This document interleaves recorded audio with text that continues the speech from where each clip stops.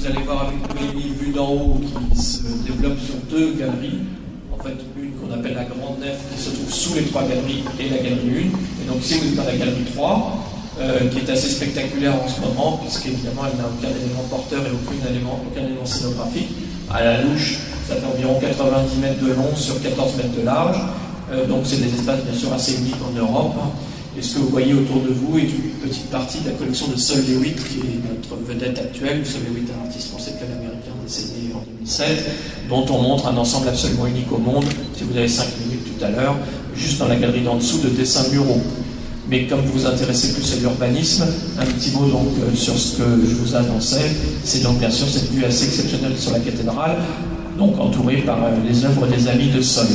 Si vous ne l'avez jamais fait, profitez peut-être dans la dernière minute qui nous reste dans cette galerie pour vous mettre au fond de cette galerie, donc me suivre, et vous allez voir un petit effet optique amusant.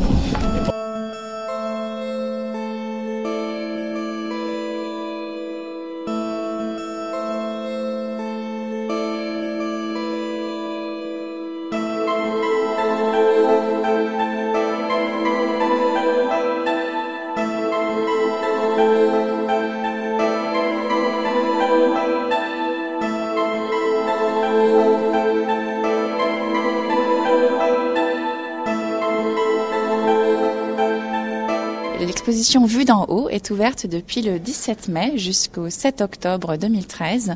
C'est une exposition inédite qui montre en fait comment la vue de la Terre depuis le ciel, la vue d'en haut, depuis les toutes premières photographies aériennes au milieu du 19e siècle jusqu'aux images satellites Google Earth au 21e siècle, a complètement révolutionné le regard que les artistes vont porter sur le monde et a donc transformé considérablement la perspective en histoire de l'art et donc a eu une influence très très importante sur la création. C'est donc un très beau survol de l'histoire de l'art que nous proposons au Centre Pompidou-Metz depuis le post-impressionnisme à la fin du 19e siècle jusqu'à l'art contemporain et aux photographies de Yann Arthus Bertrand. Alors oui, également des films. Oui, tout à fait. Beaucoup de films dans cette exposition qui montrent divers aspects de la vue d'en haut et un film tout à fait exceptionnel commandé par Metz Métropole à Yann Arthus Bertrand qui a réalisé des images, un film inédit en fait sur Metz et Metz Métropole vue d'en haut. Alors cette exposition a un déroulé particulier à partir de l'endroit où on démarre jusqu'à la fin.